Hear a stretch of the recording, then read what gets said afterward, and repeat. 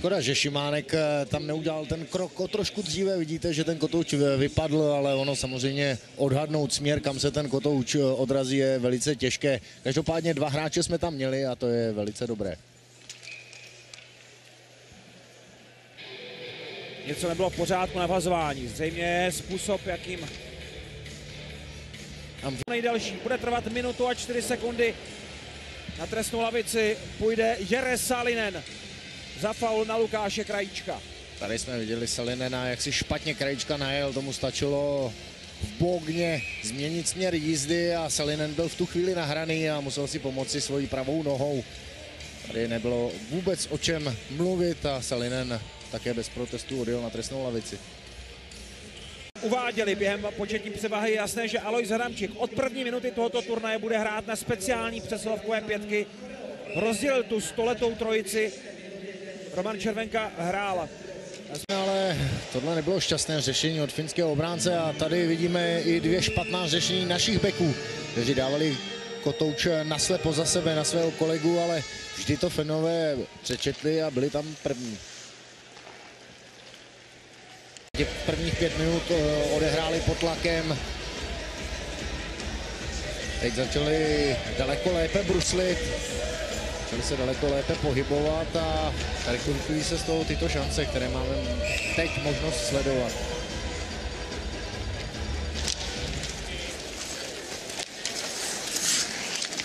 Vincour, to má, řekl bych, nejdůraznější z Finů v dnešním utkání. Tak za začátku to vypadalo, že to byla noha.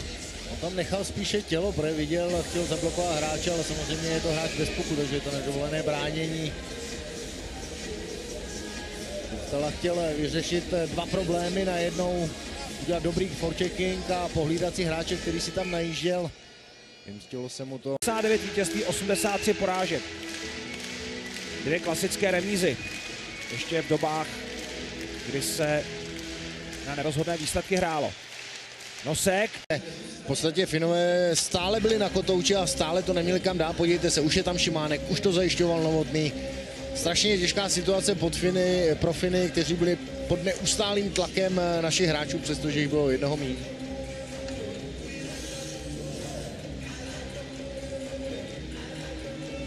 Jakub Kovář už se přemísťoval a nakonec se ještě vrátil k té bližší tyčce. Všechno v pořádku. Finská přesilovka pokračuje, poslední sekundy nedokázal jinak zastavit než vyrážečkou a trefit ochranou síť. Tady ty nastřelované puky od Finu jsou velice nebezpečné, tam jeden z finských útočníků to ještě krásně přečetl, viděl, že Kováře nemá šanci ohrozit z té blízkosti, kde byl a zametl puk backendem doleva. Ani Finové svou přesilovku nevyužili, Sekáče teď snaží zastavit soupeře, Kovář má puk, ale ještě musí dávat pozor na dorážky Finů a Krajíček teď vyjednává trošku lepší pohodlí proti Jakuba Kováře při chytání těchto přízemních střel.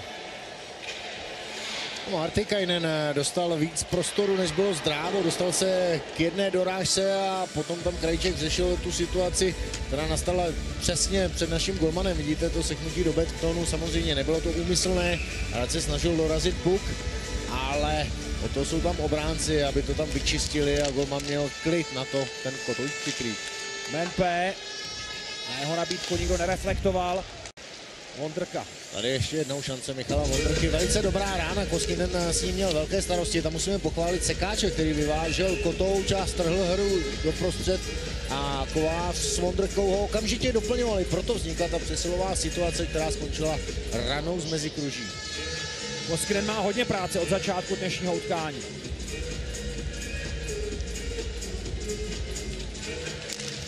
Kovář na buli. Český tým to udělal chytře, poslal na vazování Vincoura, ten úmyslně. Kratičká backendová přihrávka, situace 2 na 2, vypadá to, jako by tam nebyl prostor v té přihrávce, vidíte, jak stačí lehké prostrčení, okamžitá rána, je to nebezpečná situace. Na tohle si naši hráči musí dávat pozor, protože Finové jsou v tomhle hodně rychlí. Neskutečný zákrok našeho golmana, ta přihrávka sedla přesně na hokejku, byla okamžitě pálená na bránu. Kuchtala tam byl velice pohotový, ale Kovářův beton byl včas na správném místě. Nevím, jak to jméno zní ve finštině, jaký význam má, ale Pro nás Huchtala je opravdu strašidlem v obraném pásmu, ať už při napadání nebo před brankou. Nosková střela sražená mimo a potom také ten tvrdý náraz do brány musí Hyttinen teď chvilku vstřebávat. Zase výborný kontr téhle čtvrté lajny. Všechno v rychlosti, všechno do brány. A důraz. A důraz na konci.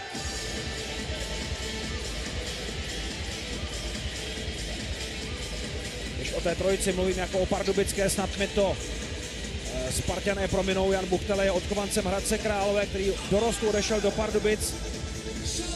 Má možnost a tentokrát Koskinen přesně zasáhl lapačkou. A znovu Pardubická trojka.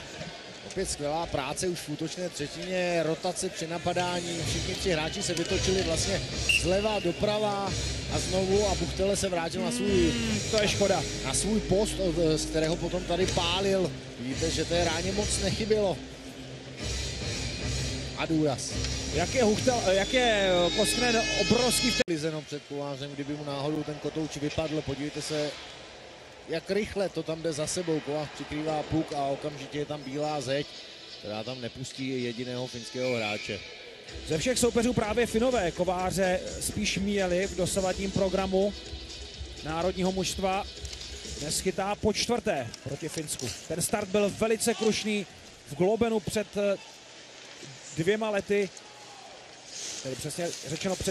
Naši teď předvedli několik dobrých momentů, nejenom tahle spolupráce Šimánek-Novotný, která málem skončila golem. Opravdu ten puk šel mezi betony a před chvíli nám předvedl i Jarda Hlinka. Proč byl nominován?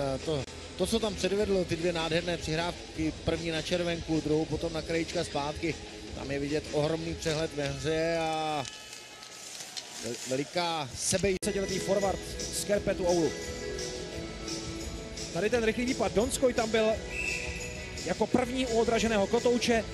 Rychlé přihození na backhand a zkusil štěstí.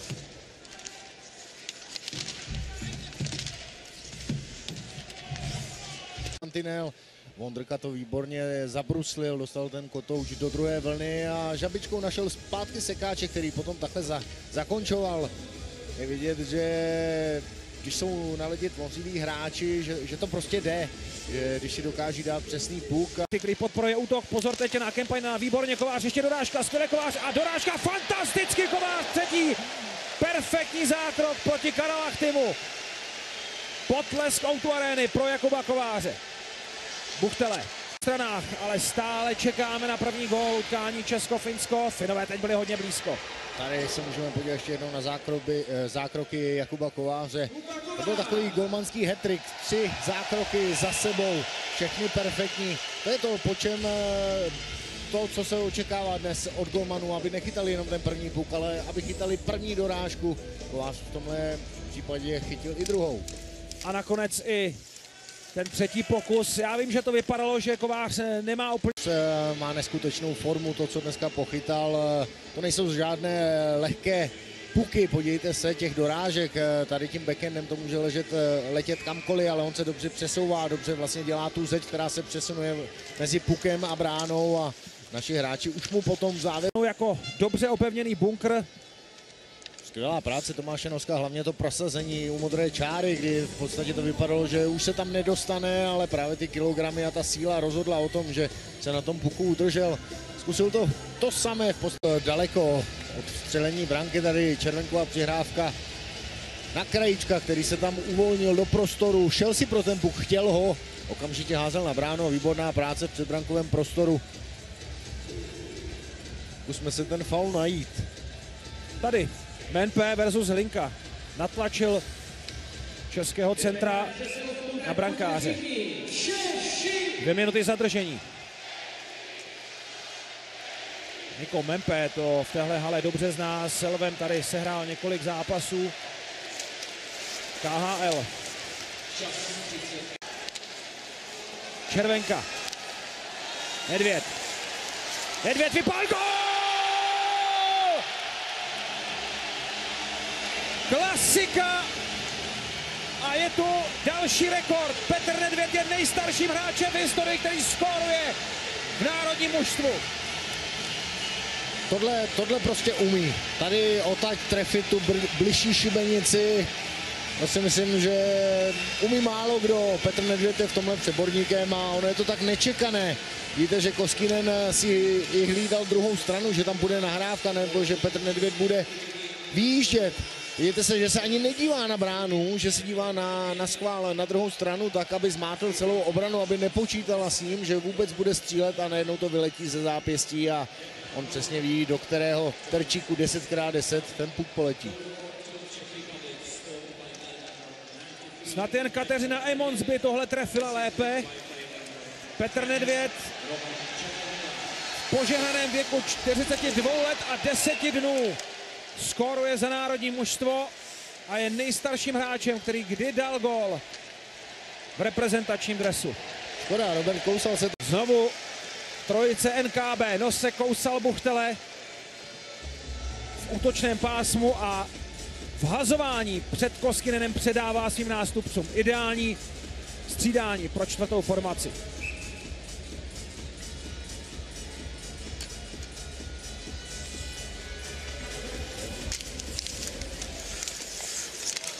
Boj o půlk na vhazování a ve třetině a já si myslím, že největší rozdíl proti těm předchozím turnajům a dnešním zápasu je to zaujetí pro hru. Je neskutečné, co my vybojujeme kotoučů, které jsou 50/50. To se nám nedařilo zatím. Dnes bych řekl, že jich máme 80-90%. Český tým ve třech, Krajček a Barinka, před nimi Novotný. Finové nasadili Numelina, to je výborný střelec a také organizátor přesilovky na modrou čáru. A odtud už letí přihrávky.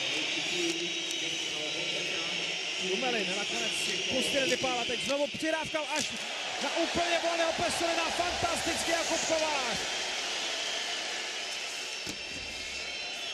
Pesonen nezakončil úplně přesně, ale přece jenom ta jeho střela mohla skončit jako gól. Další Numelinová střela, výborně. Další zákrok Jakuba Kováře proti ní. Numelin stále krouží na modré čáře. Pesonen, předávka před brankou, ještě jedna střela a další Kovářův zákrok. To je neuvěřitelné. Kovář drží české mužstvo jako létající Švéd se pohybuje v brankovišti a zastavuje všechny švédské šance. Dnes levým betonem, já si myslím, že ta druhá, teď přijde ten levý beton, podívejte se, to byl jasný gól. Tady tělem nebo hlavou, čím to bylo, no, kdybych mohl radit Kováře rychle do deky, zabalit, schovat a vybalit až v Soči. No tak to se ti splní, Davide, už v pozicích, protože Jakub Kovář samozřejmě do Soči pocestuje, ale myslím si, že by si ještě potřeboval nějaký mrazící bod. Pro Finy nepříjemné i psychicky. Prostě oni pálí, vytváří si šance, tu přesilovku nesehráli vůbec špatně, ale Kovář buď všechno má, nebo to uchlidí takhle obrana. Posunuli cíl o 10 metrů a přidali ještě jednu překážku. Tady Kovář odvedl výbornou práci, podívejte se, že ty nohy, na kterých normálně sekáč tancuje, tak teď je táhnul po ledě a šel. Tady je ta výměna, ta rotace, Kousal, Kabrle, na konci Buchtele, který ten kotouč dostal trošku za sebe, střílel ze zákonu. I proto to zakončení se nepovedlo tak, jak bych sám chtěl, ale tenhle naší první formaci funguje transition, funguje i ten rychlý přechod do protiútoku, jakmile se dostanou na kotouč, okamžitě jsou to 2-3 rychlé kroky dopředu. Rychlá předávka a zakončení, Finové na to nestačí reagovat, ale jak jsem říkal, to je opravdu o půl sekundě, kdy se ten hráč musí rozhodnout, že to udělá. Tady ještě jednou Kovářův zákrok, podívejte se, jakým způsobem kontroluje ten kotouč, přestože jde do betonu, tak okamžitě ví, kam se odráží a začne pracovat hokejkou. Rychlost toho přikrytí je neskutečná a zase ta pomoc obránců a útočníků, kteří si tam plní úkoly. To znamená i tohle propadnutí, kdy Kovář s Vondrkou, doplňovaný Vondrkou z druhé strany, jeli 2 na 2, skoro 2 na 1, tak to vzniká právě z toho finského způsobu hry, kdy už jdou na riziko, kdy už se snaží s tím výsledkem něco udělat. Jiří Novotný na boj v útočném pásmu. Pokus před celé kluziště, je to gól, 2-0! 46 sekund před koncem je, zdá se, rozhodnuto A v téhle sezóně máme radost z každého gólu, protože téhle radosti si čeští fanoušci neužili moc. Tak kdo to byl? Jaroslav Hlinka, který skoroval, anebo Tomáš Kaberle? Já mám podezření, že to byl Jaroslav Hlinka, který tam ten kotouč sbíral. Tady Kaberle v souboji, Hlinka sebral, dlouho mířil, dlouho si to rovnal a nakonec to trefil, ale výborně, tam musíme pochválit Michala Vondrku s Jirkou Novotným při tom forecheckingu v 5 nepustili 6 Finů ze třetiny, dlouho jim tam sbírali kotouče. Sice na gól to nevypadalo, protože přeci jenom byli o jednoho míň v poli a už toho měli plné zuby, ale připravili tím svým způsobem trošku pozici. Třeba Jardovi Hlinkovi, který teď ten gól dal, protože někteří z těch Finů, kteří na tom ledě ztratili síly, zůstali na ledě. S tím jako první poráží Finy v základní hrací době v této sezóně. Velká nula dnes pro Jakuba Kováře, protože brankáři na vysvědčení jedničky nedostávají. Tohle je večer, na jaký národní tým v této sezóně čekal. Skvělý výkon a můžeme to vzít od golmana, obránce, útočníky. Já myslím, že by se našlo dneska 90-95% hráčů, kteří podali nadstandardní výkon a když to složíte z těchto výkonů, tak prostě potom z toho musí být nějaký výsledek a ten dnešní 2-0 je naprosto zasloužený. Já jsem dlouho neviděl takovéhle zaujetí, s jakým dnes národní tým hrál. Finové poprvé v sezóně nedostali gól a Jakub Kovář vychytal svou 3. nulu v kariéře v národním týmu. 2 z nich padly ve Stockholmu v hale Globen a tahle při prvním startu Jakuba Kováře za národní tým tady v Praze v O2 aréně.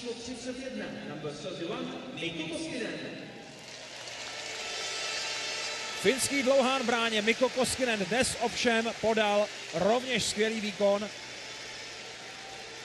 I v tom posledním zákroku proti šanci Jiřího Šimánka to bylo znát, takže také na straně Finů si brankář zaslouží cenu pro nejlepšího hráče utkání. No a Jakub Kovář za obrovského potlesku tribun vyhlášen nejlepším hráčem českého týmu v dnešním utkání. František Pospíšil, kapitán mistrů světa z let 72, 76 a 77 je tím správným gratulantem.